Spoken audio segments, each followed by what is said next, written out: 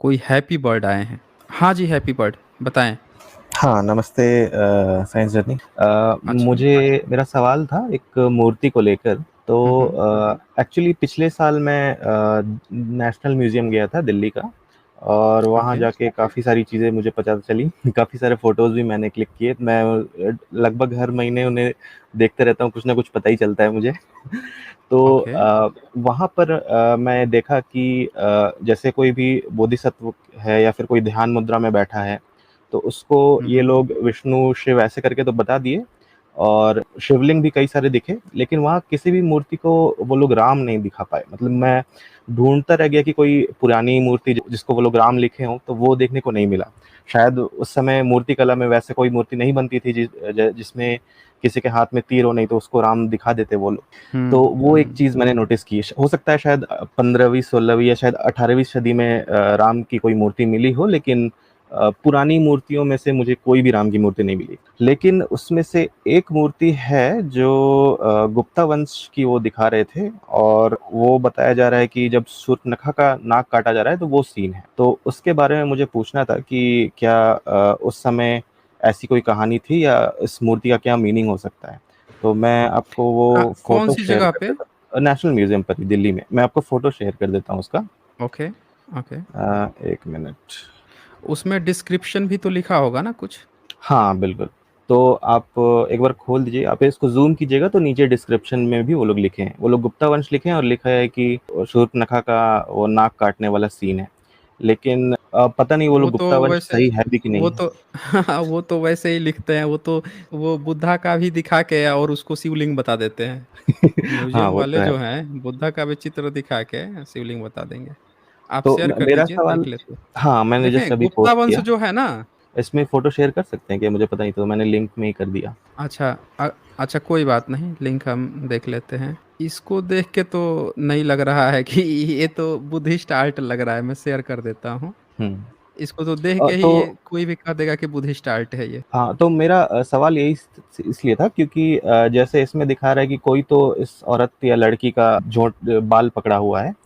तो हम्म। ऐसा कुछ स्टोरी या कहानी ऐसा कुछ मिलता है क्या कि जिसको ये दर्शाने की कोशिश कर रहे हो इस मूर्ति में?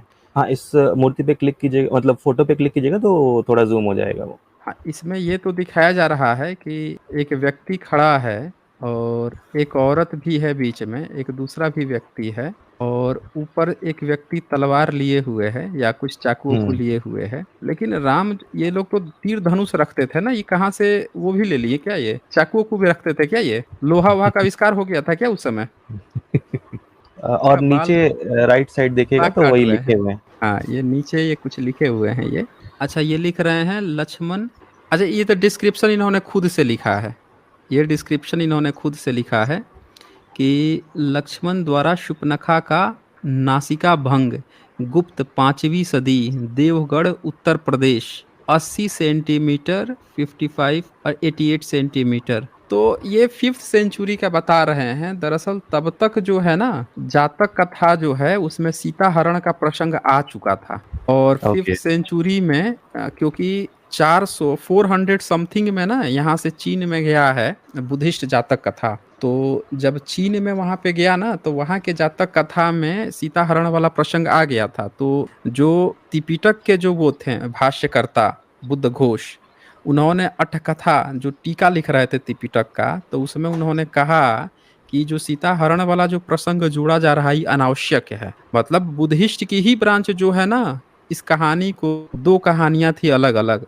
एक था लंकावतार शुद्ध महायान शाखा का, हुँ। और एक था दशरथ। अब इन दोनों को वो जोड़ के एक नई कहानी बना रहे थे, एक्सटेंड कर रहे थे इस कहानी को। तो उसमें सवाल ये था कि सीता का अपहरण कैसे हो, क्योंकि जो पुरानी कथा में तो वो बहन थी, पुरानी जो कथा ओके। थी वो बहन हुँ। थी। और जो लंकावतार सूत्र था उसमें तो वो राजा था, जो रावण था वो बुद्धिस्ट राजा था जो बुद्ध से उपदेश ग्रहण किया था। अब इन लोगों को दो कहानी अलग अलग जोड़नी थी। तो इन्होंने दो अलग कहानी जोड़ने के लिए ये सब बीच में डाल दिया था कि सीता हरण राम की जो वाइफ नई कहानी में वो उनकी वाइफ हो गई, और सीता का अपहरण कराने के लिए ये प्रसंग डालना जरूरी था कि महिला का अपमान किए हैं।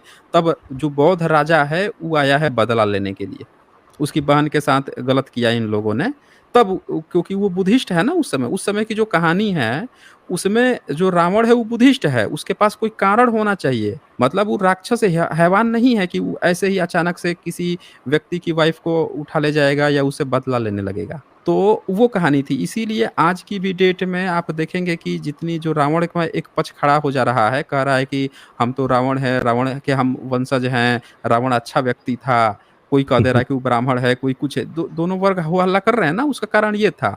जब लंकावतार सूक्त आप पढ़ेंगे ना, महायान की शाखा है, तो उसमें साफ-साफ हाँ, आ जाएगा कि वो रावण जो है वो बड़ा अच्छा व्यक्ति था, बुद्धिस्ट राजा था, बुद्धिस्ट किंगडम था उसका, ये चीज़ आ जाएगी। तो उस प्रसंग के लिए ये बनाया गया होगा, इससे ब्रह्मनिज़्म का कुछ लेना-देना नहीं है। अगर ये चित्र आपको मिल भी रहा है ना, तो इससे हुँ, ये पता चलेगा कि आप ये बुद्धिस्ट जातक कथाओं को उकेरा गया है।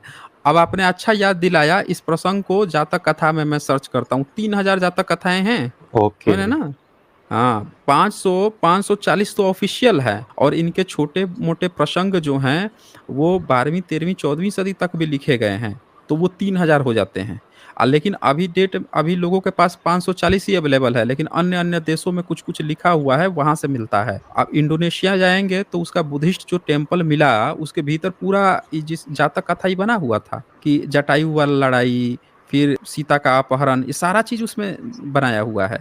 तो अब लोग उसको देख के सोचेंगे कि ये तो ब्राह्मण का है, लेकिन वो ब्राह्मण का हुँ, नहीं है, क्योंकि वो बुद्धिस्ट टेम्पल है। बुद्धिस्ट टेम्पल के अंदर उकेरा गया है और वो पूरा देश ही बुद्धिस्ट है, वो लोग भी बनवाने वाले बुद्धिस्ट हैं। तो ये बुद्धिस्ट जातक कथाओं का है, ब्राह्मणिकल सिस्टम ने बस क्या किया है कि जो महायान शाखा थी, उसने पाली-प्राकृत लिखना शुरू कर दिया था। मतलब पाली-प्राकृत मिश्रित और वो आज का जो क्लासिकल संस्कृत है, उसकी पूर्वज है वो, समझ रहे हैं हुँ, ना? हाँ, आज का जो संस्कृत है उसका वो पूर्वज है। तो उसमें लिखना शुरू किया। अब लोग सोचते हैं कि पाली-प्राकृत में बुद्धिस्ट लिखते थे, तो इस संस्कृत में कैसे ब्राह्मण को कहानी पता चल गई? तो उसका यही जड़ है कि ये जो महायान शाखा थी, उसको बुद्धिस्ट हाइब्रिड संस्कृत कहा जाता है। वो मिश्रित भाषा थी उसकी, जो पाली से भी मिलती है और आज के संस्कृत का पूर्वज है। तो उस भाषा में थी।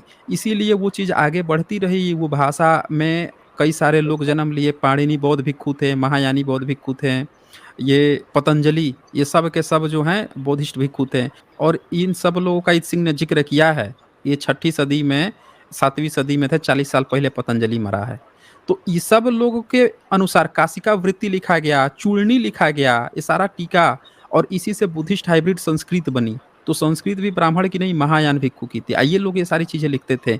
इन्हीं कहानियों को जब जला दिया गया विश्वविद्यालय, तो ब्राह्मण जो आज का है, उसने उसी लैंग्वेज को, कॉमन लैंग्वेज नहीं थी, पाली-प्राकृत कॉमन लैंग्वेज थी और वो उसमें घुस गया था तब तक, थोड़े बहुत कुछ-कुछ सीख लिया था और आगे जो है बहिष्कृत कर दिया सबको कि आपकी पाली-प्राकृत है तो वही जानो, धर्मलिपि तो तुम्हारी गायब ही हो गई या संस्कृत खुद पकड़ लिया। इसीलिए उसको वो सारी हैं, सब पता है, पुराण को बिगाड़ के लिखता है, रामायण को बिगाड़ के अश्लीलता डाल के लिखता है। जिसको ये कह रहे हैं ना, ये ओरिजिनल खोजिएगा तो आपको जातक कथा है, उसमें मिलावट कीजिएगा तो आपका वाल्मीकि रामायण बन जाएगा। तो ये पूरी कहानी है, हुँ, इस तरह से हुआ है। Okay, okay. और ऐसे शायद आपने पिछले कुछ स्ट्रीम में आपने ये भी कहा था कि आप मूर्ति कलाओं पे एक अलग से स्ट्रीम या वीडियो करेंगे, तो शायद वो भी हाँ, आपका हाँ, बाकी है। हाँ, हाँ। हाँ, हाँ, करूँगा, करूँगा, ला रहा हूँ मैं, एक-एक करके धीरे-धीरे ला रहा हूँ मैं। ओके। और ठीक है। चूँकि आप मैंने ये फ़ोटो दिखाया है, तो मैं 1-2 फ़ोटो और दिखा देता हूँ, जिसमें कुछ-कुछ क्लियरली दिख रहा है। तो वो भी मैं एक शेयर कर देता हूँ। मैं एक और लिंक शेयर कर रहा हाँ, हूँ, हाँ, हाँ, ज़रूर, ज़रूर। वो भी आप आप दिखा इससे दीजिए। खोल सकते हैं। ये आपके यहाँ उधर शेयर एक ऑप्शन होगा। उम, न मुझे कमेंट का ऑप्शन तो दिख रहा है, शेयर का अलग से दिख नहीं रहा है। ऐसे मैंने लिंक तो शेयर कर दिया है, हाँ, मैंने ओपन कर दिया है, मैं दिखा देता हूँ। उसमें 3 फ़ोटो होंगे। हाँ, हाँ, 3 फ़ोटो हैं। कोई सरस्वती दिखा रहा है ना ये? हाँ, ये आप बिल्कुल। जब जाएँगे वहाँ पे जाएँगे, तिब्बत में जाएँगे तो ये भी बुद्धिस्ट डायटी है। सरस्वती जो कॉपी किया गया है, ये बुद्धिस्ट का शिल्प कला है, ये देखिए ये। वहाँ पे जाएँगे हाँ, ना, तो बाकायदे मिलेगा, हाथ में किताब-वोताब ये जो बंडल-वंडल जो दिख रहा है, ये सब दिखेगा और ये पूरा बुद्धिस्ट डायटी है। ये देख लीजिए, हाथों की शिल्प कला देख लीजिए। हाथों में इनका और ये देखिए सबसे मेन चीज़, पैरों पे ये जो जा रहा है, एक कपड़े टाइप का आता है एक, आप पैरों घुटने के नीचे से जाता है, ऊपर की तरफ जाता है। ये बुद्धिस्ट ओके। शैली की पहचान होती है। हाथों में इन्होंने ये जो पहना हुआ है ऐसे, गहने की तरह, मतलब चूड़ियों की तरह ये बुद्ध की माता जो महामाया हैं, उनको पहनाया जाता है। उसमें हमेशा ही हाथों में इस तरह से पहनाया जाता है। ओके। और इन्होंने सरस्वती लिखा है, लेकिन मेन चीज इनके सर के ऊपर है। तो अगर सर के ऊपर आप जूम हाँ, कीजिए हाँ, हाँ, तो हाँ, असली ये चीज देखिए, वाह! दिखेगा। गज़ब, गज़ब। अच्छा ये ऐसे मैंने देखिए, तीसरा ये तो बुद्ध बने हुए हैं। हाँ, मैंने तीसरा इमेज शेयर किया होगा, वो जूम्ड वाला इमेज है, वो आप खोल सकते हैं। अच्छा, ये चलिए उसको उसको मैं करके देखता हूँ ये। इससे तो साफ-साफ बुद्ध ही हैं ये तो फिर। तो इन्होंने सरस्वती बना, और ये बिल्कुल जो नेशनल म्यूजियम का जो एंट्रेंस है, जब हम लोग अंदर घुसते हैं एंट्रेंस में ही 4-5 बड़ी-बड़ी मूर्तियां रखी हुई हैं, उनमें से एक है। तो ऐसा भी नहीं है कि कोई अंदर हुँ, हुँ। घुसा के रखे हुए, बिल्कुल बाहर रखा हुआ है, और वो बाहर की मूर्तियां ऐसी है। तो मतलब यहाँ से ये भी तो देख लीजिए आप कि जिन लोगों को ये डाउट है कि अगर ये सरस्वती हैं, वो राम हैं, तो फिर इनके ऊपर बुद्ध क्या? महिला की जितनी आकृति थी, ये तो पाल वंश में भी चला है ना? पाल वंश भी जो हम्म। है, वो भी जो बनाता था, तो जितने भी नीचे बनाएगा मूर्ति, उनके ऊपर बुध रहेंगे। यानी ये सारी बुद्धिस्ट शिल्प कला थी। नीचे बोधिसत्व, महिला बोधिसत्व बनेंगी, लेकिन ऊपर बुध रहेंगे।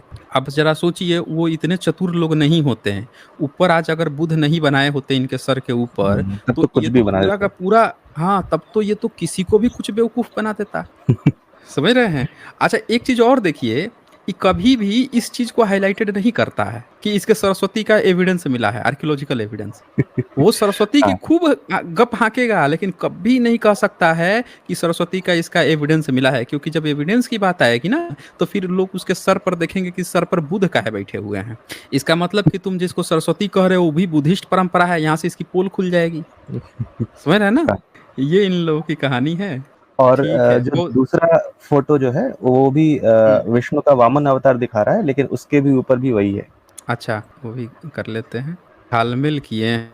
इतिहास ये देखिए, इसके ऊपर भी बुध बैठे हैं बाकायदे। हाँ। और नीचे विष्णु का वामन अवतार लिखे हैं ये लोग।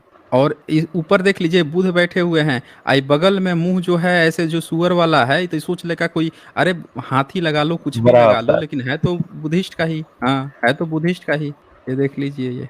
इसको ये वराह अवतार बता देंगे, लेकिन सर के ऊपर अगर वराह अवतार देखिए, विष्णु का वामन अवतार। अरे विष्णु नाम जो है ना, महायान शाखा में लंकावतार सूत्र में विष्णु नाम बुध का है। ओह लंकावतार जो नहीं, ये मुझे सूत्र नहीं है, पता। हाँ, अब ये भी जान लीजिए साथियों सब लोग, ईश्वर जो आज कह रहे हैं, ईश्वर ईश्वर ईश्वर आसमानी होता है, ईश्वर नाम भी बुध का है। उसमें मैंने दिखाया है कि इनके जो हैं 100 से ज्यादा नाम है बुध के।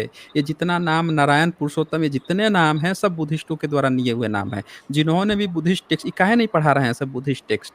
इसीलिए तो नहीं पढ़ा रहे हैं ना, कि इनका सच सामने आ जाएगा कि विष्णु, बुध का नाम ही विष्णु है। अब इसको दिखा के लिख देगा ये विष्णु है, तो विदेश का जो होगा वो तो सोचेगा कि अच्छा, बुध का नाम विष्णु है, तो विष्णु को ही तो दिखा रहा है, लेकिन यहाँ के लोग नहीं समझ पा रहे हैं, वो विदेशियों को धोखा दे रहा है। जो विदेशी स्कॉलर हैं, वो तो सोच रहा है कि हाँ बुध का नाम विष्णु है, लेकिन यहाँ के लोग धोखा में हैं कि अच्छा ये कोई नया विष्णु है ये।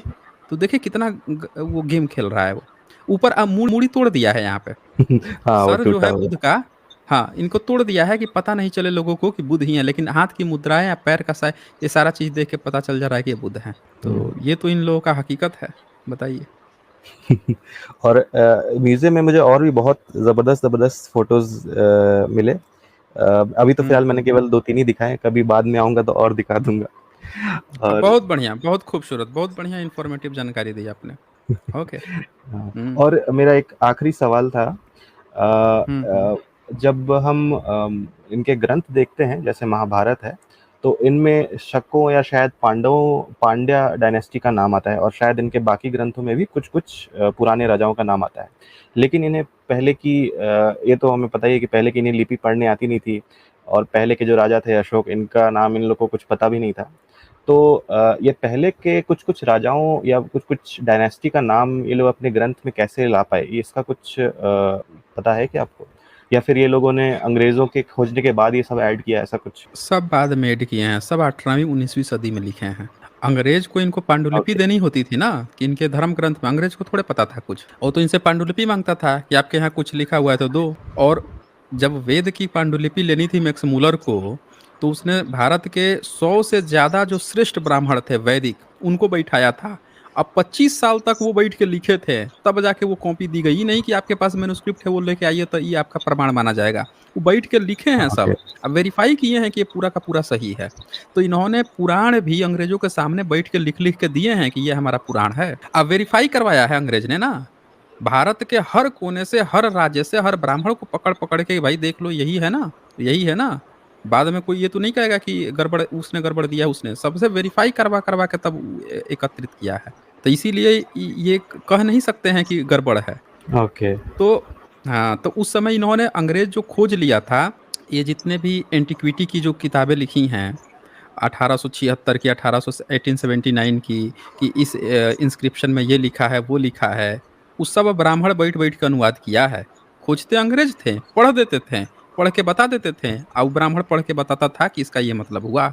ओके। फिर हाँ, और इसीलिए मैंने तो मैच कराया है, जो एंटीक्विटी 79 में छपी, 1879 में, 1876 में, वो फिर 1920 में, 1924 में दोबारा छपी, तो बहुत सारा चीज़ बदल दिया गया उसमें। कहा गया कि पहले वाला ब्राह्मण गलत पढ़ा था। समझ अच्छा। रहे हैं? ये भी हुआ है। ये इतने बड़े धूर्त कलाकार हैं कि अंग्रेजों को भी पढ़ा देते थे। तो काफ़ी घाल-मेल हुआ है तब। भयंकर घाल-मेल हुआ है, भयंकर। ओके। ठीक है, बस फिलहाल आज के लिए तो मेरा इतना ही सवाल था। ओके, ओके, ठीक है, हैप्पी बर्थ विलेज प्लेस यहाँ लिख रहे हैं, observe that Ram and Lakshman are not wearing janeu. हाँ, देखें वो जो उन्होंने शेयर किया था, उसमें जनेऊ नहीं पहने हुए हैं। राम लक्ष्मण जनेऊ नहीं पहने हुए हैं।